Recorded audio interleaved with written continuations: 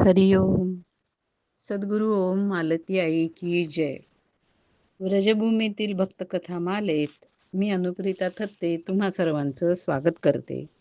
या कथामालेतली 92वी गोष्ट श्री ज्योतिरामजी यांची आपण ऐकतोय. त्याचा आपण आता दुसरा भाग ऐकूया.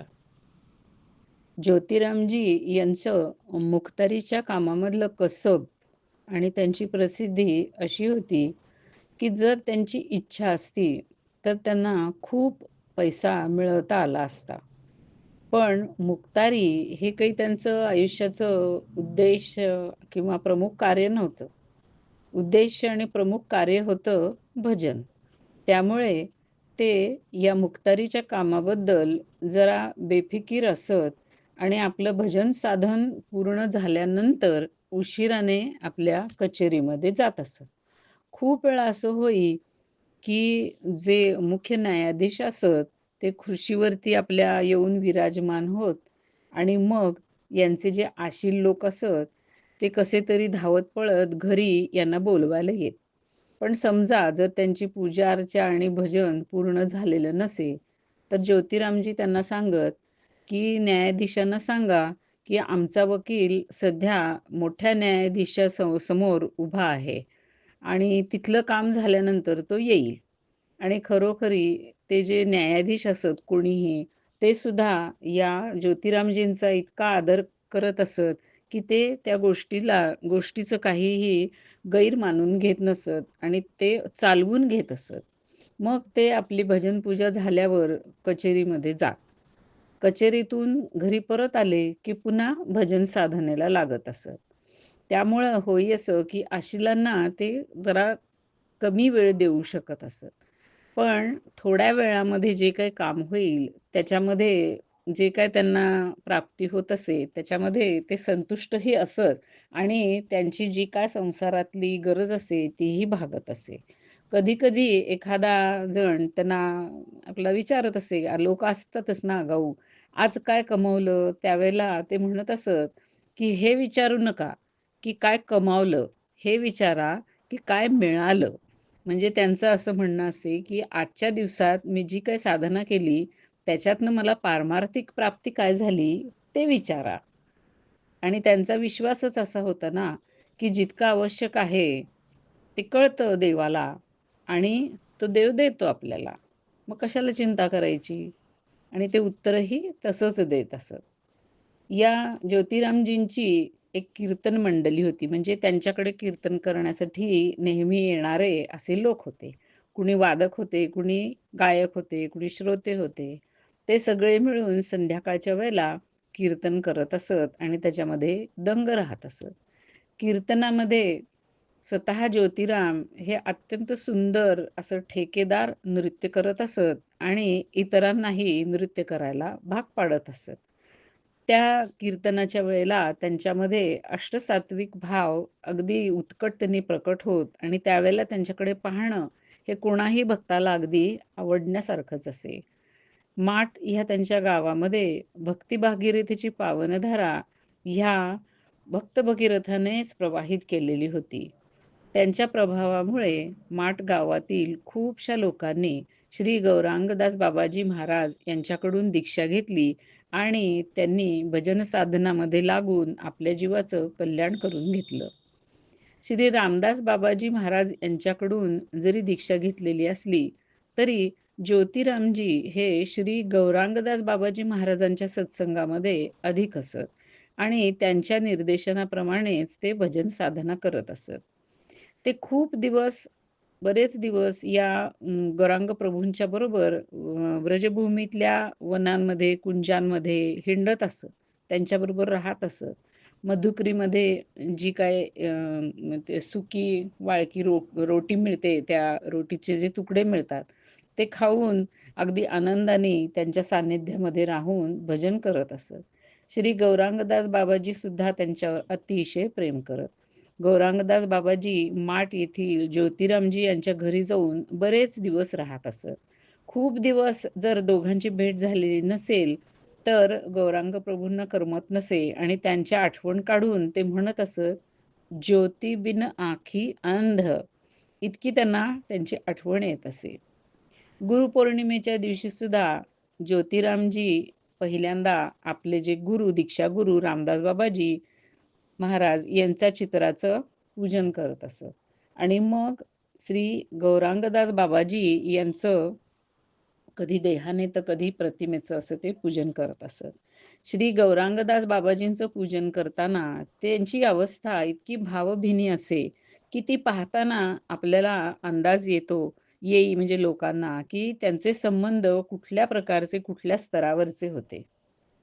पूजा झाल्यावरती एकदा ते अश्रुपूर्ण नयनाने बाबाजींकडे पाहत. शरीराला कंप सुटलेला असे. मग त्यांच्या पायावरती डोकं ठेवत आणि आपल्या अश्रूंनी त्यांचे चरण धुत असत. आणि त्यावेळेला गौरांगदास बाबाजींचे डोळेसुद्धा या आपल्या भक्ताच्या प्रेमाने सजल झालेले असत आणि दृश्य फार बघायला अतिशय मोहक असं असे. ज्योतिरामजी श्री गौरांगदास बाबाजींकडून काय मिळवून बसलेले होते हे तर त्यांनाच माहिती. कारण त्यांनी ते कधीही स्वतःच्या तोंडाने कुणापुढे उघड बोलून दाखवलं नाही. पण स्वतः गौरांगदास बाबाजी एकदा हे जे ह्या पुस्तकाचे लेखक आहेत, त्यांना बोलताना ज्योतिरामजींची खूप प्रशंसा करत म्हणाले होते, की ज्योती बडा अनुभवी है. ज्योतिराम यांना संसारातले अनेक कडूगोड अनुभव होते. पण गौरांगदास बाबाजींना या सांसारिक अनुभवांचं थोडंच महत्त्व असणार आहे. त्यावरून हे स्पष्ट आहे, की त्यांचा संकेत हा त्या अतींद्रिय अनुभवाकडेच होता, की जो अनुभव प्राप्त झाल्यानंतर मनुष्य कृतार्थ होऊन जातो. त्याचं आयुष्य कारणी लागतं. ज्योतिरामजी, गौरांगदास बाबाजी आणि श्री रामदास बाबाजी यांच्या पूर्ण कृपेचे पात्र होते. त्यांना त्यांची पूर्ण कृपा अगदी भरपूर मिळालेली होती. पण एवढंच नव्हे तर परमगुरुदेव श्री राधा रमण चरणदास देव म्हणजेच श्रीधामपुरीचे बडे बाबा यांची कृपाही त्यांना पूर्णपणे प्राप्त झालेली होती. खरं तर ह्या यांनी जेव्हा अनुग्रह घेतला श्री ज्योतिरामजी यांनी, तर त्याच्या कितीतरी आधी श्री राधारमण चरणदास देव म्हणजेच बडेबाबा यांनी आपली लौकिक लीला समाप्त केलेली होती आणि ते अंतर्धान झालेले होते. पण तरीसुद्धा अत्यंत वेगळ्या विचित्र म्हणता येईल अशा पद्धतीने आपण त्यांच्या घरामध्ये परोक्ष रूपाने उपस्थित आहोत, याचा परिचय हे बडेबाबा सगळ्यांना देत असत. एकदा गौरांगदास बाबाजी माट गावामध्ये या ज्योतिरामजींच्या घरी बसलेले होते. ते तख्तावर म्हणजे गादीवरती बसलेले होते. अचानक ती गादी अशी हलली. त्यावेळेला गौरांगदास बाबाजींना वाटलं, की बहुधा थोड्या वेळासाठी भूकंप झाला असावा. ती गोष्ट तेवढ्यावरच राहिली. पण नंतर काही दिवसांनी गौरांगदास बाबाजी नवद्वीपला गेलेले होते. तेव्हा बडेबाबांच्या एका खूप अशा नावाजलेल्या शिष्याशी त्यांची भेट झाली. तो शिष्य पगली ह्या नावाने प्रसिद्ध होता आणि कधी-कधी त्यांच्या अंगामध्ये या बडेबाबांचा आवेश होत असे आणि ही गोष्ट गौरांगदास बाबाजींना माहीत होती. गौरांगदास बाबाजी त्यांना त्यावेळेला भेटायला गेले, तेव्हा नेमका त्या पगली यांच्या अंगामध्ये बडेबाबांचा आवेश झालेला होता. गौरांगदास बाबाजींच्या ते लक्षात आलं. गौरांगदास बाबाजी आणि हे जे बडेबाबा होते, यांचेही संबंध अत्यंत छान होते. म्हणजे आजोबा आणि नातू यांचं कसं एक लाडिक नातं असतं, तसंच होतं.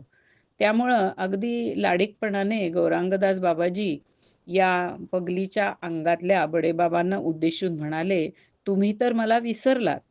त्यावर पगलीने उत्तर दिलं, की "मी कधी तुला विसरू शकतो का? तुलाच लक्षात नाही. त्या दिवशी माट गावामध्ये ज्योतीच्या घरात मी तुझं तख्त हलवलं होतं, गादी हलवली होती, लक्षात आहे का?" आणि त्या उल्लेखाने गौरांगदास बाबाजी अतिशय मनोमनी आनंदले. ज्योतिरामजी आपल्याला स्वतःला अतिशय गुप्त ठेवायचा कसोशीने प्रयत्न करीत असत. म्हणजे त्यांचा जो एक स्तर होता किंवा त्यांना प्राप्त अशा ज्या काही सिद्धी होत्या, त्या कधीही ते बाहेर दिसू देत नसत. पण कधी-कधी अचानकपणे बोलता-बोलता एखाद्या मनुष्याच्या भविष्यातील घटनेसंबंधी त्यांनी काही जर उल्लेख केला किंवा त्यांच्या तोंडून काही जर गेलं, तर ते अगदी तंतोतंत खरं होत असे. त्यांचं मन अतिशय मायाळू होतं. त्यामुळं एखाद्याला जर खूपच काही त्रास होत असेल, तर तो त्यांना बघून सहन होत नसे. त्यांच्याकडे एका बाटलीमध्ये नेहमी श्री रामदास बाबाजी आणि श्री गौरांगदास बाबाजी यांचं चरणतीर्थ ठेवलेलं असे. अशा कष्ट सोसणाऱ्या व्यक्तीला मग ते त्यातलं थोडंसं चरणतीर्थ देत आणि त्या व्यक्तीचे ते कष्ट दूर होत असत. काही गोष्टींवरून आपल्याला हे लक्षात येतं, की ज्योतिराम बाबाजी यांचा स्तर किंवा त्यांची मानसिक स्थिती ही कशी होती आणि त्यांचा आत्मा हा किती विशुद्ध होता. एकदा ते आपल्या मुलीशी बोलताना आपल्या योग्यतेबद्दल सहजपणे म्हणून गेले, की "लाली, मला सगळं काही स्पष्ट दिसतं. एखाद्या स्वच्छ आरशामध्ये जशा सर्व वस्तू बाजूच्या सगळ्या दिसतात ना, तसं मला माझ्या मनामध्ये सगळ्या गोष्टी, सगळे काही भविष्य माणसाचं सगळं हे स्पष्ट दिसतं." ह्या ज्योतिरामजींना खूप वेळेला अगदी खूप ताप येत असे आणि तो ताप इतका असे, की त्या तापामुळे ते बेशुद्ध होत असत. असं जेव्हा माणूस बेशुद्ध होतो, तेव्हा एकतर तो खूप कणतो किंवा काहीतरी तो भास होऊन बरळतो. पण अनेक वेळा असा ताप आला असताना बघितलं गेलंय, की ज्योतिरामजींच्या तोंडातून त्यावेळेला वैष्णवपद किंवा नामसंकीर्तन हेच बाहेर पडत असे. म्हणजे किती आत भरलेलं होतं ते. त्यांनी आपल्या अंतसमयाची सूचना सुद्धा एकदा अशी दिलेली होती आधी, पण ती लोकांना कळली नव्हती. ज्योतिरामजी म्हणाले होते, की "मी आता पौर्णिमेला श्रीधाम वृंदावन येथे जाणार आहे." लोकांना वाटलं, की ते नेहमीच वृंदावनला जातात. त्याचप्रमाणे या पौर्णिमेलाही ते रमण रेतीमध्ये आपल्या गुरुस्थानी जाणार आहेत आणि ते सांगतायत, असं लोकांना वाटलं. पण पौर्णिमेच्या दिवशी ते सूक्ष्म लोकातल्या नित्य वृंदावन धामाला निघून गेले. जायच्या वेळेला सुद्धा त्यांना अतिशय ताप होता आणि त्या तापामध्ये ते बेशुद्ध झालेले होते. पण त्यांचे ओठ हलत होते आणि दुसरी एक गोष्ट म्हणजे त्यांचे दोन्हीही हात वारंवार अगदी लयीमध्ये खाली वर असे हलत होते, जसं काही ते नृत्य करत आहेत. त्यांना श्री गौरांगदास बाबाजींनी वचन दिलेलं होतं, की "मी तुझ्या शेवटच्या वेळी तुझ्याजवळ नक्की असेन." कदाचित श्री गौरांगदास बाबाजी आले असतील आणि ज्योतिरामजी हे त्यांच्याबरोबर कीर्तन करीत-करीत श्रीधाम वृंदावनला निघून गेलेले असतील. तो दिवस होता 13 ऑक्टोबर 1970 चा. वेळ होती पौर्णिमेची रात्र. आकाशामध्ये पूर्ण चंद्र उदित झालेला होता. आपलं स्निग्ध चांदणं सर्वांवरती पसरत होता.